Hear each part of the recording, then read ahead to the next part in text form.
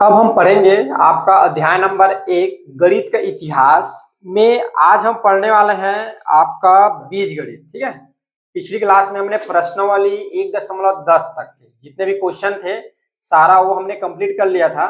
इसी में एक पार्ट और रखा हुआ है आपका बीजगणित। एक्चुअल में बीजगणित इसमें हम क्या करेंगे, बीजगणित जो होता है गणित का एक भाग होता है। ठीक है ना, जैसे गणित है उसी प्रकार का गणित का भाग होता है। मैं अभी आपको बताऊंगा बीजगणित क्या होता है। तो इसमें अब क्या करेंगे हम, अब जो है चर और अचर, जैसे अभी तक हमने किसका गुणा किया, सिर्फ नंबरों का गुणा किया। अब हम जो है चर और अचर, अचर कहने का मतलब 1 2 3 हो गया, चर कहने का मतलब एक्स वाई जेड, इन सब संख्याओं का क्या करेंगे हम, गुणा करेंगे। ठीक है, और गुणा के साथ साथ उसका कैसे भाग करेंगे वह देखेंगे। अभी तक तो हमने जो सिंपल हमारा संख्या था उसका देखा, गुणा और भाग। ठीक है, तो अब जो है हम जो है आपका बीजगणित, तो बीजगणित कहने का मतलब होता है, मैं इसकी आपको डिफिनेशन यहाँ पे लिखवा देता हूं। वह गणित जिसमें चर व अचर को गणितीय संक्रिया के साथ लिखा जाता है।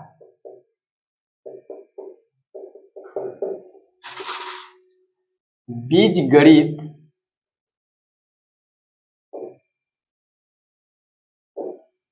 कहलाता है।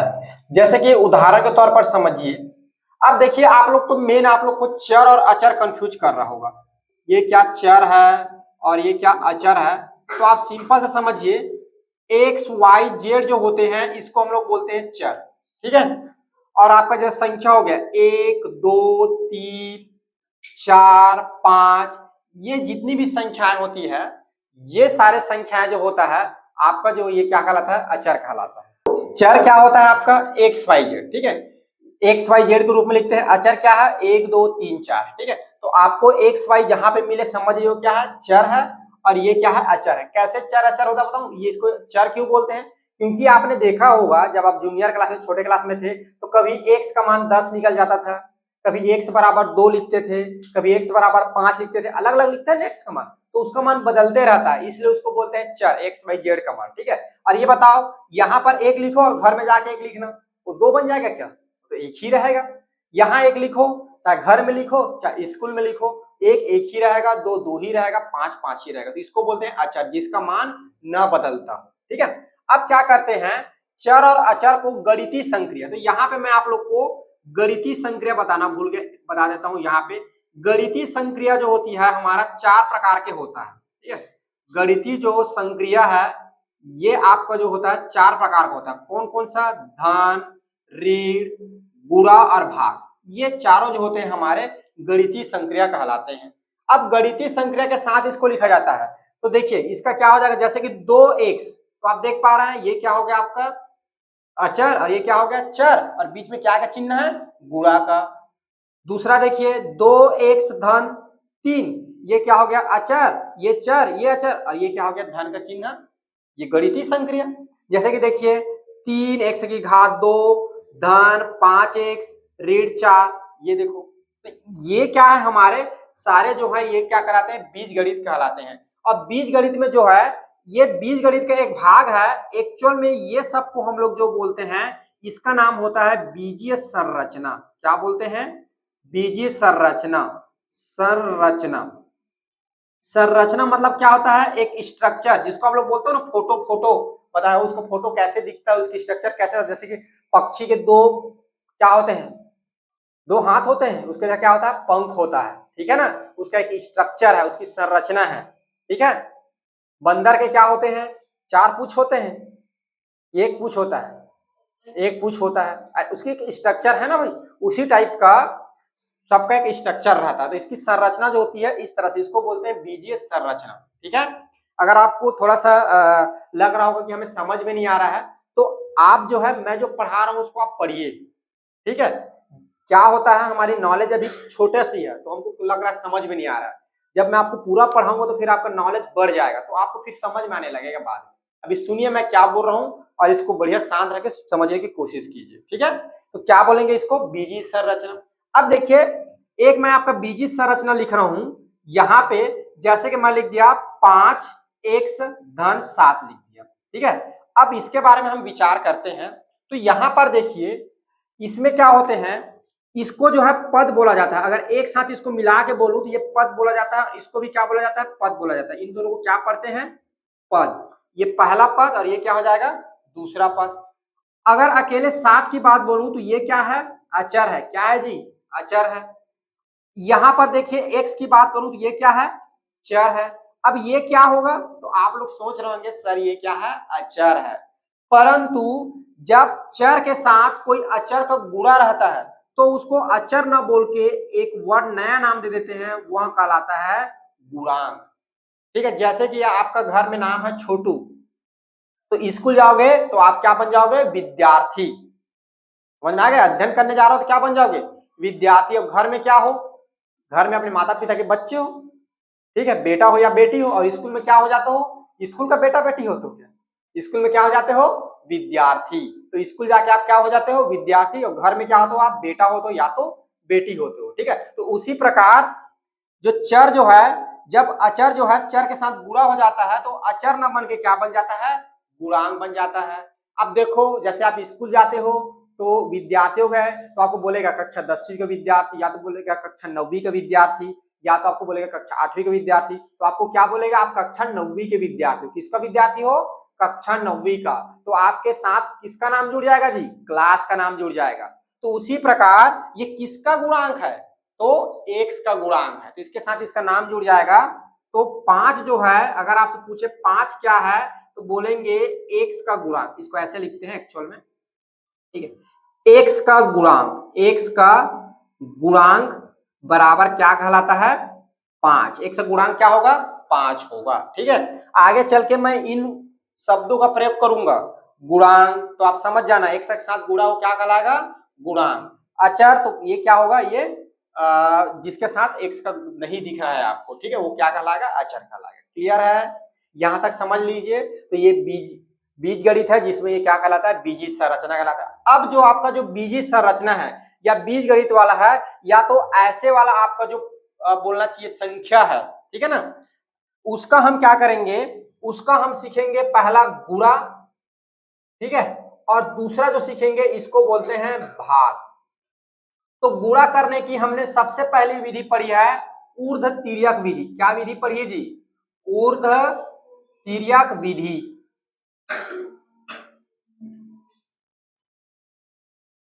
ऊर्ध्व तिर्यक विधि, ठीक है। और गुणा के लिए इसमें पढ़ेंगे हम आपका परावर्त विधि।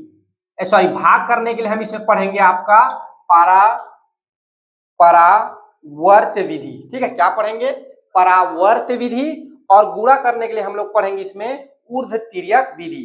तो आपका जो है हम दो प्रकार के विधि पढ़ेंगे, जिसमें जो है आपका बीजीय संरचना या बोल सकते हैं बीज गणित में, हम बीज गणित का हम क्या करेंगे, गुणा करेंगे और भाग करेंगे। अभी तक आपने देखा सिर्फ नंबरों का कर रहे थे, 5 था, 10 था ना। अब उसके साथ साथ एक्स वाला भी टर्म आ जाएगा। अब उसका कैसे गुणा भाग करेंगे इसके बारे में जानेंगे, ठीक है ना। तो सबसे पहले जो विधि है गुणा का, जिसको हम लोग बोलते हैं ऊर्ध्व तिर्यक विधि, ठीक है ना।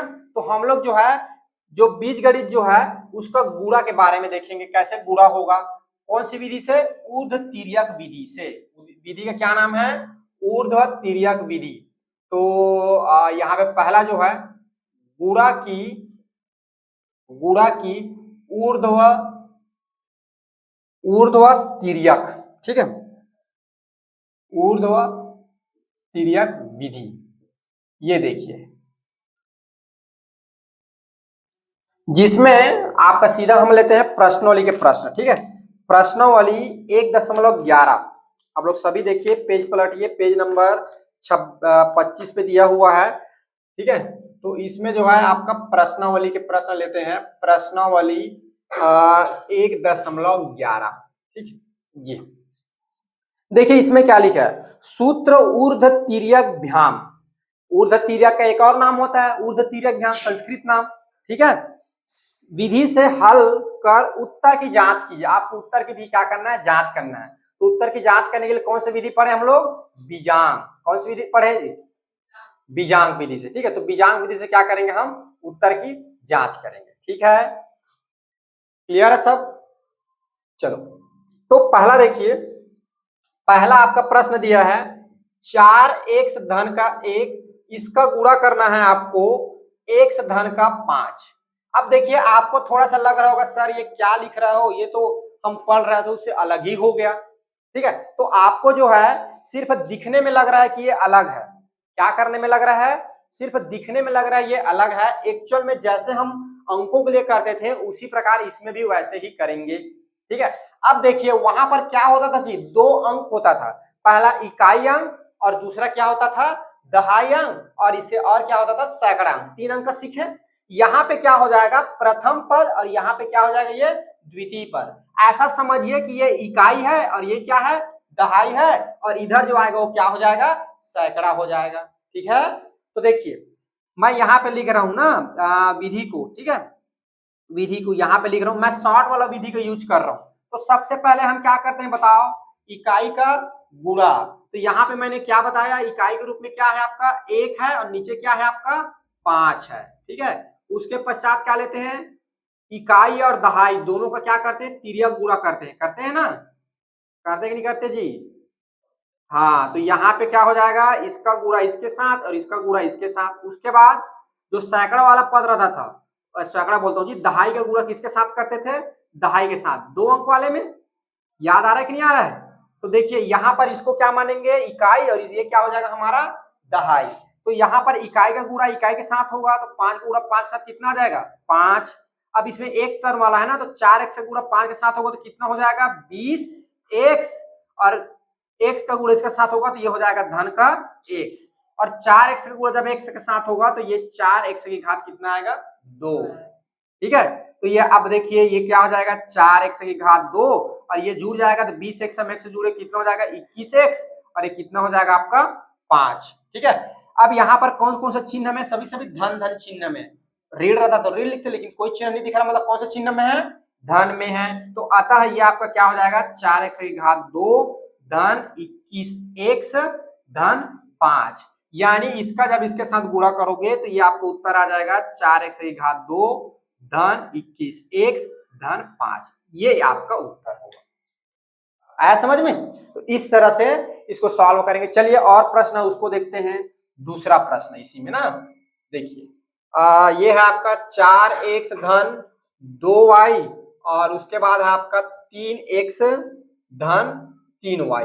ये देखिए इसको करना है।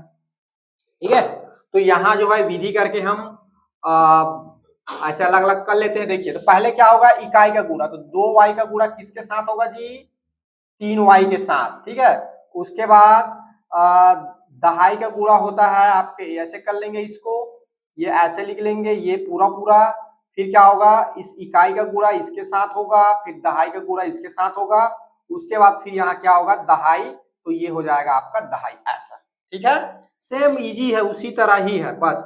तो इस यहाँ देखिए 2y का गुणा 3y के साथ होगा तो कितना हो जाएगा, 6y की घात 2। 3 गुणा 2 करोगे 6 आ जाएगा, और y कितना हो जाएगा, y की घात 2, तो ये हो जाएगा 6y की घात 2।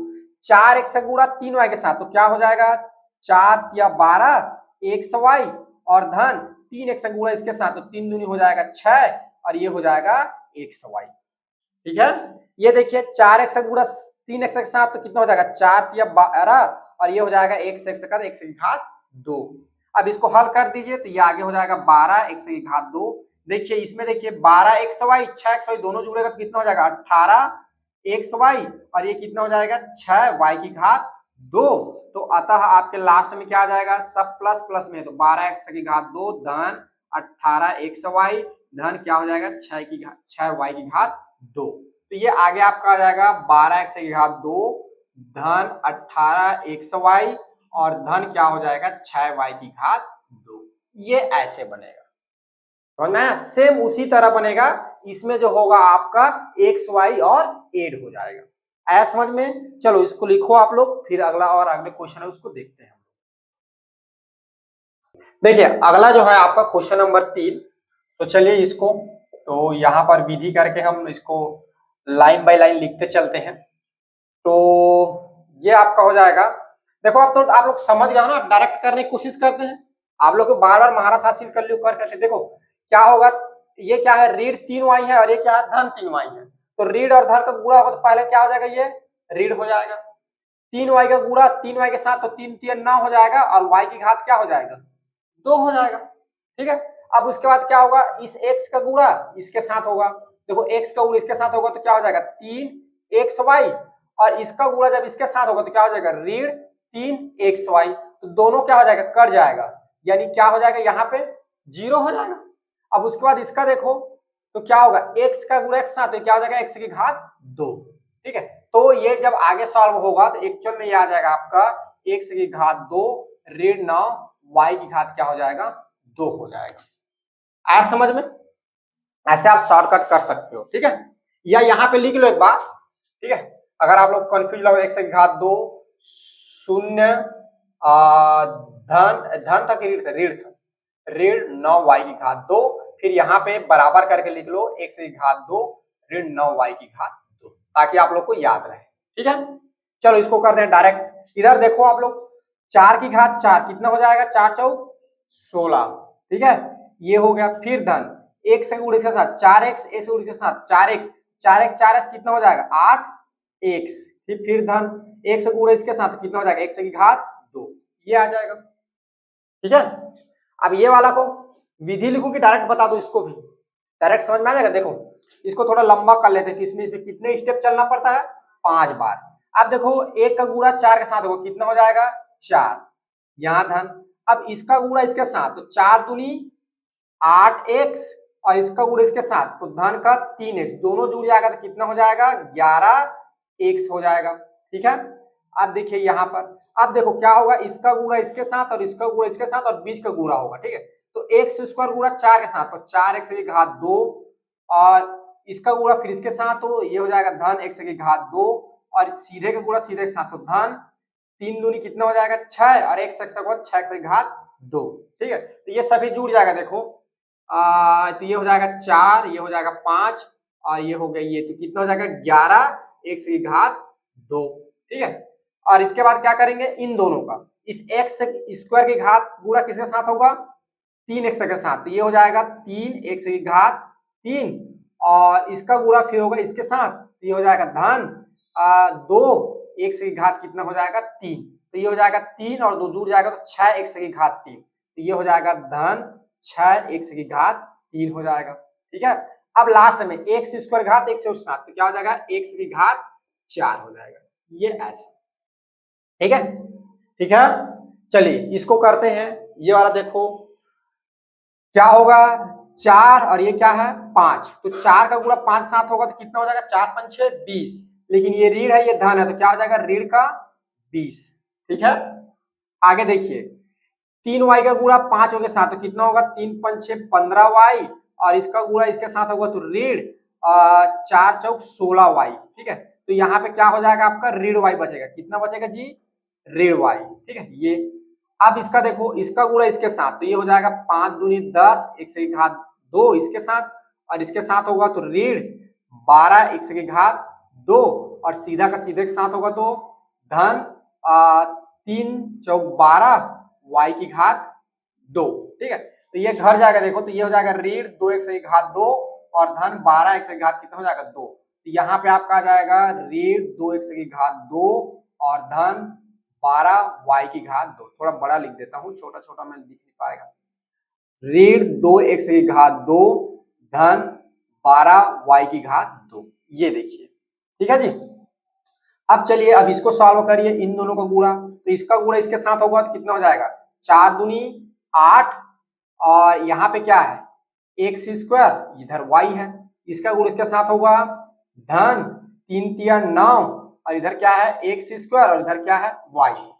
ठीक है, तो देखो तो क्या हो जाएगा 8 और 9 जुड़ेगा तो कितना हो जाएगा 17, 17 x की घात 2 y हो जाएगा। तो इधर आपका आ जाएगा 17 x की घात 2 y हो जाएगा। ठीक है, अब लास्ट में क्या होगा, इसका गुणा इसके साथ, तो 2 का गुणा 3 के साथ, तो कितना हो जाएगा 3 दूनी 6 और x का गुणा जब इसके साथ होगा तो x की घात 4। तो ये आपका आ जाएगा धन 6 x की घात 4। तो ये इसका हल होगा। आ रहा है समझ में? आ रहा है जी बच्चों लोग? ठीक है, तो ये जो है ऐसे हम शॉर्टकट तरीके से कर सकते हैं। अब देखो इसमें हमारा क्या बच गया, अभी समय तो बच गया। अब देखो सोचो इतनी बड़ी संख्या का गुणा करते एक एक के साथ, इसका गुणा इसके साथ, इसका गुणा इसके साथ, फिर इसका गुणा इसके साथ, फिर इसका इसका इसका, फिर इसका इसका इसका, अलग अलग करते। ऐसे किया था ना जूनियर क्लास में, छोटे क्लास में पढ़े थे। तो प्रत्येक संख्या का गुणा क्या होता, प्रत्येक संख्या तो कितना बड़ा संख्या हो जाता है, इतना बड़ा, फिर उनको ऐसे जोड़ते। और देखो गुणा की वैदिक विधि में, गुणा की जो विधि है वैदिक विधि है, उसमें क्या किए, कम समय में, मुश्किल से देखो इस सब को बनाने में 5 मिनट लगा होगा, उससे भी कम समय लगा होगा, और इतना बड़ा हमने सॉल्व कर लेते। ये फायदा है। ठीक है, तो अगर एग्जाम में आता है तो आप लोग विधि साथ में लिखेंगे ये। ठीक है, हालांकि मैं आपको विधि नहीं लिखवा रहा हूँ, लेकिन आप विधि को ऐसे थोड़ा सा डिस्क्राइब करके आप उसको लिखोगे। ठीक है, चलिए नोट डाउन करिए, फिर आगे देखते हैं।